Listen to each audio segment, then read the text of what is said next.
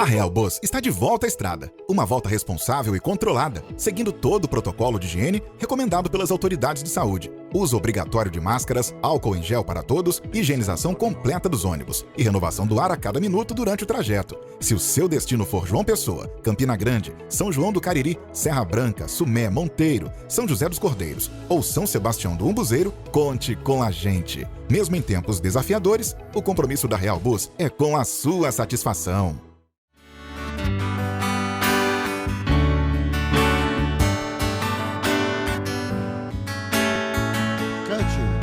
Quero que valorize o que você tem. Você é um ser, você é alguém tão importante para Deus. Canta, Bigley. Nada de ficar sofrendo angústia e dor em seu complexo interior, dizendo às vezes que não é ninguém. Eu venho falar do valor que você tem. Quero ouvir, quero ouvir.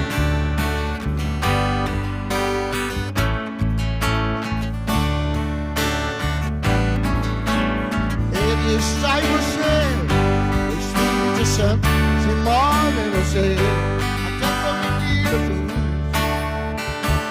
Deixe-me viver, e deixe-me viver. Daí você pode então perceber que pra ele é algo importante em você. Por isso levante, cante, exalte ao Senhor. Você tem valor, o Espírito Santo. Você tem valor, o Espírito Santo que move em você.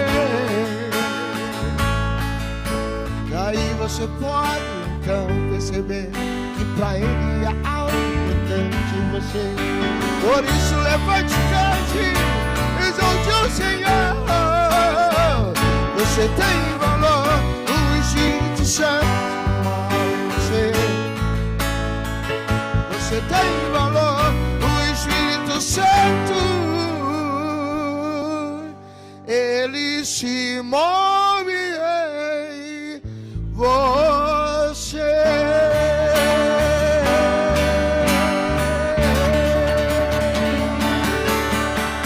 Glória a Deus.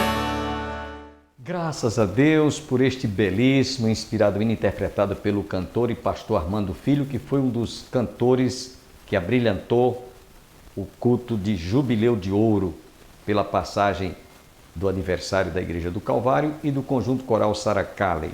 Portanto, espero que você tenha sido profundamente abençoado. Logo mais estaremos ouvindo o estudo que nós ministramos em nosso templo e, naturalmente, você vai ser profundamente enriquecido através da palavra que nós haveremos de transmitir. Hoje, sexta-feira, dia 17 de dezembro, estamos na contagem regressiva pela ocasião da celebração do musical natalino que a nossa igreja anualmente celebra nas dependências do nosso templo. Inclusive, esse ano nós vamos transformar a nave do nosso templo numa cidade cenográfica. Vamos ter a oportunidade de conhecer a manjedoura onde Jesus nasceu, a cidade de Belém, Nazaré, Jerusalém. Vai ser realmente um grande acontecimento histórico. E eu acredito que você deve comparecer juntamente com a sua família para rever, através da história, como tudo aconteceu, como foi o primeiro Natal.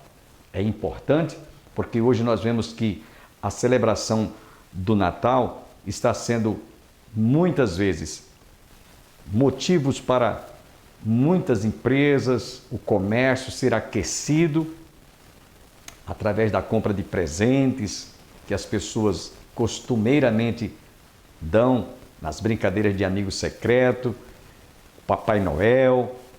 Muitos estão celebrando o Natal de forma deturpada, porque não é assim que nós devemos celebrar o Natal. O Natal é uma festa espiritual, onde nós agradecemos a Deus pelo nascimento do Salvador. E muitos se enganam com a pessoa, com a figura do Papai Noel que rouba a cena do aniversariante que é Jesus. E eu fico imaginando, se Jesus estivesse hoje em carne e osso, será que ele iria se travestir de Papai Noel? Não. Ele não teve aquela roupa que caracteriza o Papai Noel, mas ele certamente iria lembrar que ele nasceu numa manjedoura e morreu numa cruz para nos salvar. Que diferença faz, não é? Então, celebraremos o nascimento de Jesus realizando uma festa espiritual. Lembrando que não foi no dia 25 de dezembro que Jesus nasceu. Não sabemos a data exata, mas 25 de dezembro é uma data simbólica, onde toda a cristandade em todo o mundo lembra o nascimento do Salvador. E eu acredito que você vai ser profundamente enriquecido, abençoado, ao participar desta celebração, que aliás faz parte do calendário turístico da cidade de Campina Grande. Você não pode perder, portanto. A Igreja do Calvário está situada às margens do Açude Velho, confluência com o Parque da Criança. Será no dia 25 de dezembro, às 19h30. Traga a sua família, traga os seus filhos, traga as crianças, porque certamente elas serão profundamente enriquecidas, abençoadas e vamos ter muitas emoções. Não percam, portanto. Fiquemos agora com a segunda parte desta mensagem que nós transmitimos em nosso tempo.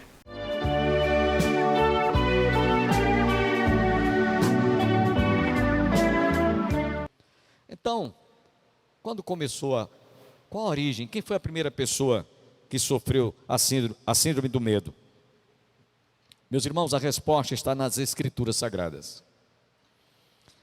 Quando os nossos pais pecaram, lá no livro de Gênesis, o homem, quando saiu da presença de Deus, houve uma ruptura. E o homem então, ao perceber que tinha perdido, tinha quebrado a comunhão com Deus, ele passou a viver com medo. E sabe qual foi a primeira coisa que ele fez? Se esconder. Se esconder por quê? Porque estava com medo de Deus. Porque Deus havia designado que ele podia comer de todo o fruto da árvore que havia no jardim, menos da árvore do fruto do conhecimento do bem e do mal, porque no dia que dela comerdes, certamente morrerás.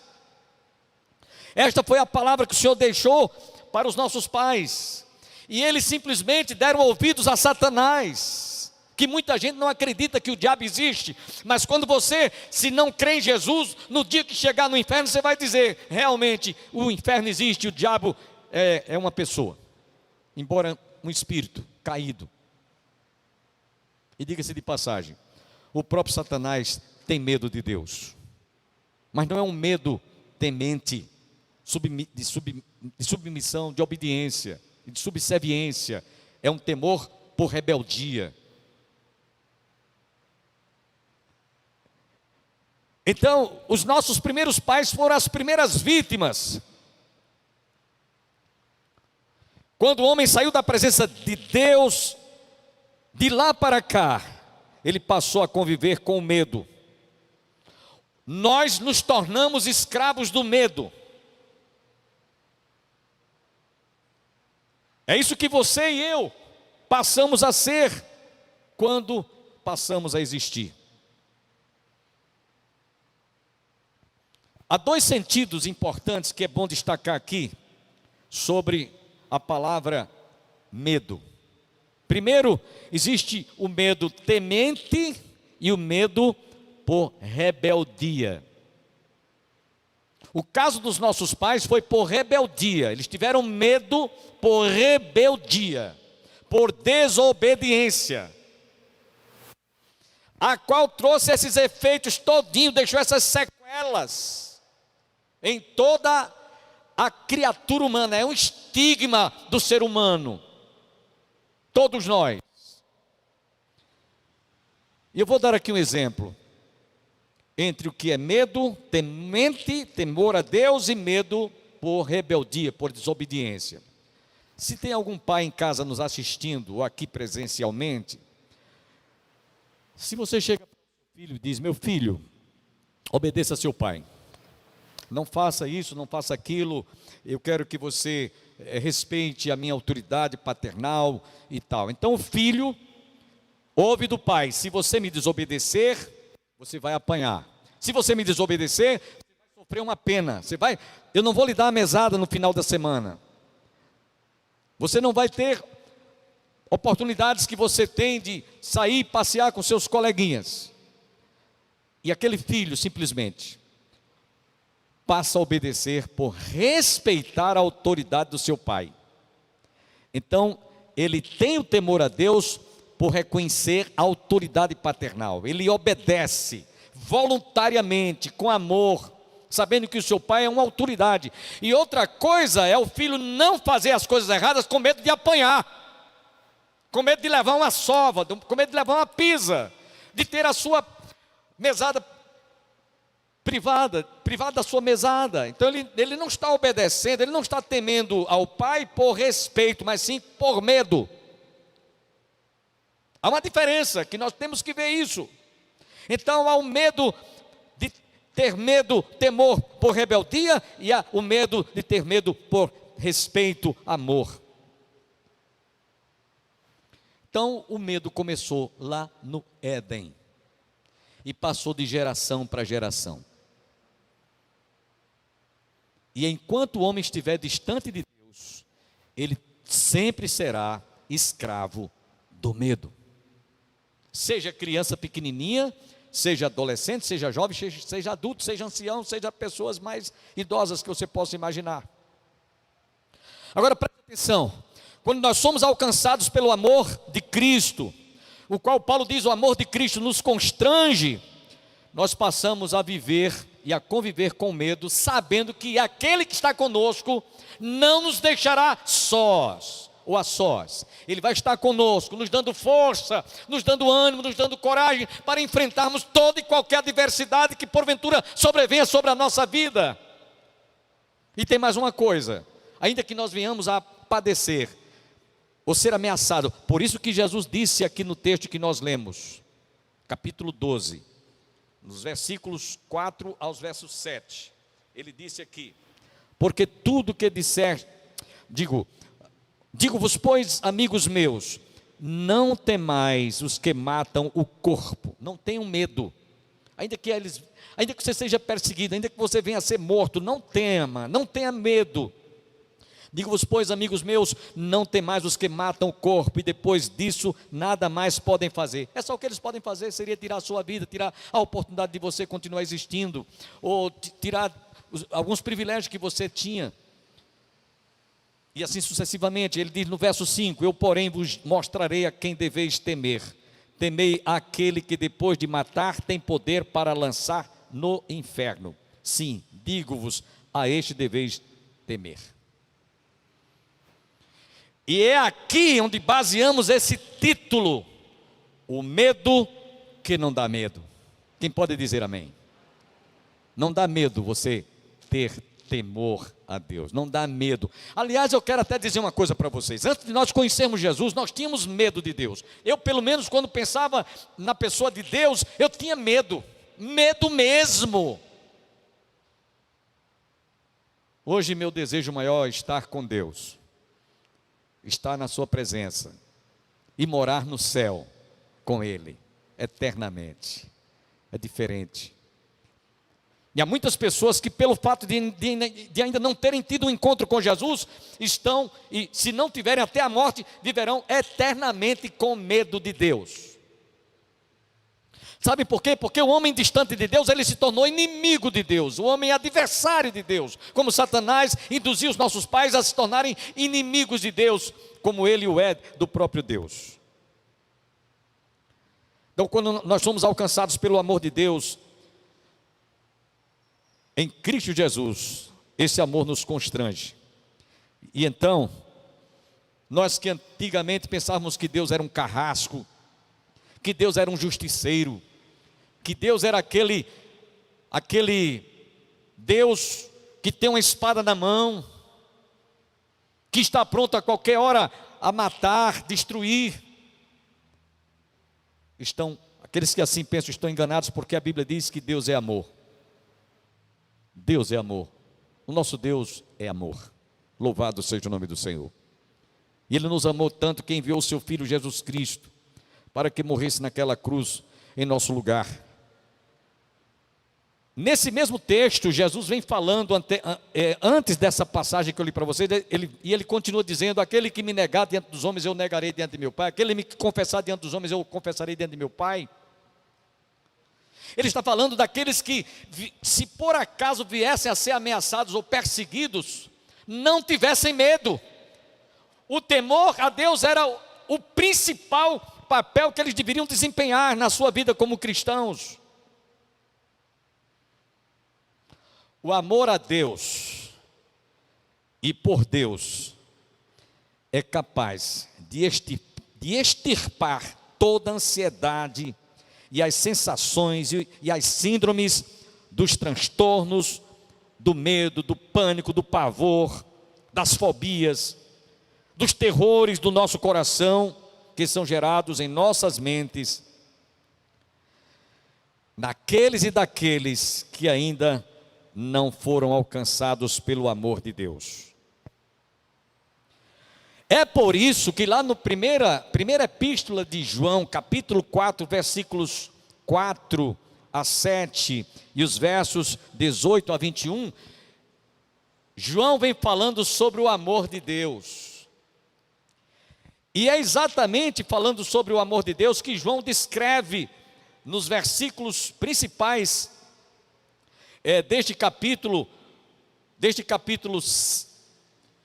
que nós estamos citando, que esse amor, vamos ler o texto que é importante, primeira epístola de João, é importante a gente ler esse texto, 1 João capítulo 4, versículos 7 em diante. Vamos ler, não custa nada a gente ler, para você entender que o amor de Deus, quando nos alcança, lança fora todo medo, porque você não vai estar mais debaixo daquele medo por rebeldia, por desobediência a Deus, mas por submissão, reconhecendo que Ele é soberano, que Ele é Senhor, Ele é quem? Ele é aquele que, Ele é o alfa e o ômega, o princípio e o fim, aquele que sabe o que é melhor para mim e para você. Vamos ler, 1 João 4, 7 em diante. Abra a sua Bíblia, você está em casa, acompanhe a leitura. Amados, amemos-nos uns aos outros, porque o amor procede de Deus. E todo aquele que ama é nascido de Deus e conhece a Deus. Aquele que não ama, não conhece a Deus, pois Deus é amor. Nisto se manifestou o amor de Deus em nós, em haver Deus enviado o seu Filho unigênito ao mundo para vivermos por meio dele. Nisto consiste o amor, não em que nós tenhamos amado a Deus, mas em que Ele nos amou e enviou o seu Filho como propiciação pelos nossos pecados. Amados, se Deus de tal maneira nos amou, devemos nós também amar uns aos outros. Ninguém jamais viu a Deus. Se amarmos uns aos outros, Deus permanece em nós e o seu amor é em nós aperfeiçoado. Nisto conhecemos que permanecemos nele e ele em nós, em que nos deu do seu Espírito. E nós temos visto e testemunhamos que o Pai enviou o seu Filho como Salvador do mundo. Aquele que confessar que Jesus é o Filho de Deus, permanece nele e ele em Deus. E nós conhecemos e cremos no amor que Deus tem por nós. Deus é amor. E aquele que permanece no amor, permanece em Deus e Deus nele. Nisto é em nós aperfeiçoado o amor, para que no dia do juízo mantenhamos confiança, pois segundo Ele é, também nós somos neste mundo. Preste atenção, o que é que diz aqui os versos subsequentes. No amor não existe medo. Amém, meus irmãos? Vou repetir, no amor não existe medo. Antes, o perfeito amor lança fora o medo. Ora, o medo produz tormento, logo aquele que teme não é aperfeiçoado no amor. Nós amamos porque Ele nos amou primeiro. Se alguém disser amo a Deus e odiar a seu irmão, é mentiroso, pois aquele que não ama a seu irmão, a quem vê, não pode amar a Deus a quem não vê. Ora, temos da parte dele este mandamento, que aquele que ama a Deus, ame também a seu irmão. E aí eu faço uma pergunta. Você, mesmo sabendo que nós somos vítimas do medo desde a queda dos nossos pais lá no Éden, você tem superado a síndrome do medo diante das circunstâncias, das adversidades, dos vendavais, das tempestades que sobrevêm sobre a nossa vida? Como é que você se comporta? Aplique isso ao seu coração. Se você ainda está debaixo desta tensão emocional, psicologicamente falando, desta patologia que muitos estão realmente sofrendo e estão até se tratando com psicanalistas, com psiquiatras, com psicólogos, porque tem medo de tudo. Você precisa de uma cura, e a cura é a cura da sua alma. Portanto, meus irmãos, quando esse amor ele toma conta do nosso coração, o amor de Deus, o medo é banido. Amém? Vamos ver aqui alguns exemplos bíblicos de homens que tiveram medo até antes de terem realmente uma experiência pessoal, um tratamento VIP com Deus. Todo aquele, tanto na história do povo de Israel, no Antigo Testamento, quanto no Novo Testamento, que tiveram um encontro pessoal com Jesus, o medo passou a deixar de escravizá-los ou de prendê-los ou de torná-los dependentes. Eu só quero citar aqui um exemplo, 4 exemplos do Velho Testamento e um do Novo Testamento. Lá no livro de Josué, capítulo 2, versos 9 a 13, nós encontramos a história de uma prostituta chamada Raabe. Prostituta que vivia se prostituindo, vivia no pecado. Era uma mulher devassa. Porém, quando aquela mulher ouviu falar que o Deus de Israel, onde chegava através de Josué, onde eles punham a planta do seu pé, Deus lhes dava aquela terra como possessão. Então aquela mulher, sabendo que Josué estava se aproximando da sua cidade de Jericó,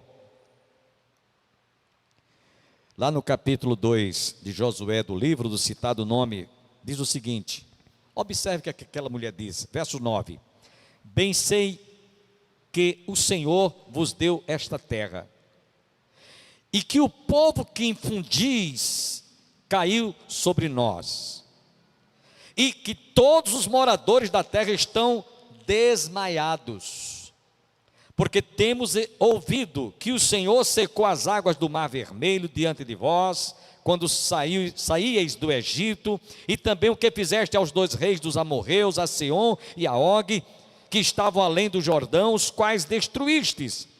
Ouvindo isto, desmaiou-nos o coração, e em ninguém mais há ânimo ânimo algum por causa da vossa presença, porque o Senhor, vosso Deus, é Deus em cima nos céus e embaixo na terra.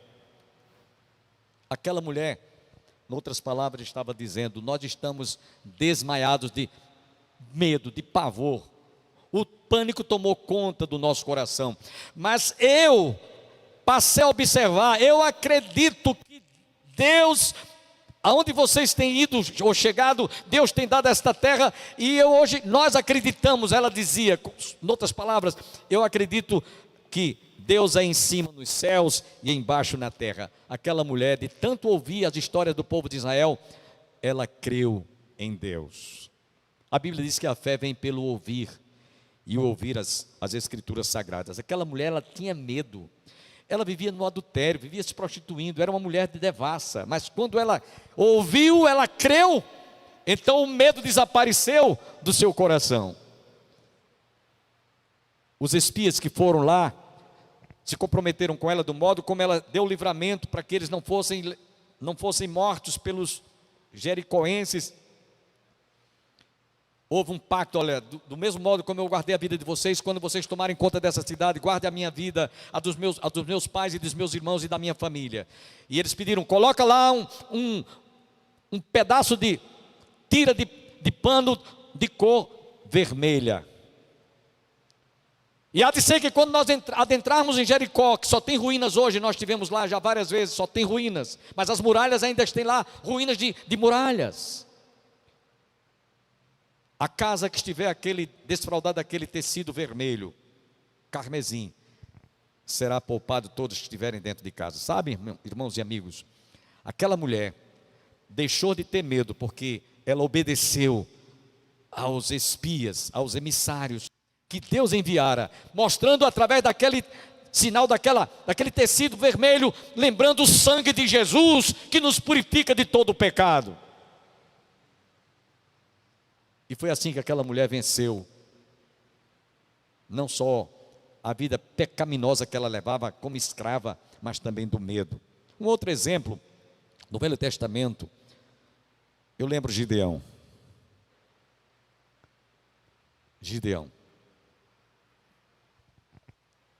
Quando foi enfrentar os midianitas, está lá no livro de Juízes capítulo 7. Ele era juiz de Israel, ele foi um dos juízes de Israel. E ele então, vendo o contingente de midianitas, o exército que vinha contra eles, ele fez um censo, só tinha 23 mil homens. E aí o Senhor disse, olha Gideão, tem gente demais. Mande de volta para casa os medrosos, os covardes, os que estão com medo de morrerem, os que estão com medo de deixarem seus pais órfãos dos seus filhos, ou que os que são casados deixem filhos órfãos. Mandem aqueles que estão amedrontados, que estão com medo, voltem para casa. E de 32 mil, 22 mil ficaram. Vocês conhecem a história. E o Senhor chegou para Gideão e disse, ainda tem gente demais. É gente demais. Manda esse povo lá para o vale de Arode, a fonte de Arode. Estive lá também, tomei banho lá, Deus me deu o privilégio de tomar banho. Uma fonte no deserto, em pleno deserto, águas cristalinas, água doce, água potável. Manda estes homens, esses 10 mil, irem lá. E aqueles que trouxerem a concha da sua mão, a água até a boca, com a outra, a arma empunhada na outra mão, separai-me. E aqueles que baixarem a cabeça e se encurvarem para lamber a água, como o cão lambe a água, separai-me também. E de 10 mil, 9.700 homens desobedeceram, porque não acreditaram, ainda estavam debaixo da síndrome do medo, estavam tão descuidados que não estavam nem ligando para o inimigo que poderia vir. E os que estavam atentos aqui, estavam preparados, separai-me a estes, apenas 300. E foi com esses 300 homens que Deus deu a estratégia de que Josué colocasse 100 homens à dianteira, 100 homens à retaguarda e mais 100, e eles tocassem as trombetas, tivessem quartas de barro e fogos acesos, e quando gritassem todos a uma só voz, na mudança da guarda dos midianitas, pelo Senhor e por Gideão, eles se amedrontaram de tal maneira, os midianitas, que se mataram uns aos outros. O medo é destruidor. Eles mesmos se destruíram com pavor, por causa da síndrome do pânico e do terror. E foi com aqueles 300 que Gideão venceu os midianitas. Agradeço a você que esteve conosco, esperamos juntos nos reencontrarmos na próxima segunda-feira. Não deixe de ir à igreja mais próxima da sua casa. Se você quiser nos fazer uma visita, a Igreja do Calvário está situada às margens do Açude Velho. Nós temos escola dominical às 9 horas da manhã, culto divino às 18 horas deste domingo, às terças-feiras culto de oração para a família, às quintas-feiras estudo bíblico, como esse que nós ouvimos há poucos instantes, e inclusive para aqueles que não podem comparecer, transmissão online. Você pode assistir em casa os nossos cultos às quintas-feiras. E não esqueça, dia 25 de dezembro, conforme temos divulgado amplamente, o musical natalino que está simplesmente imperdível. Que todos tenham um bom final de semana e até a próxima segunda-feira, se Deus quiser.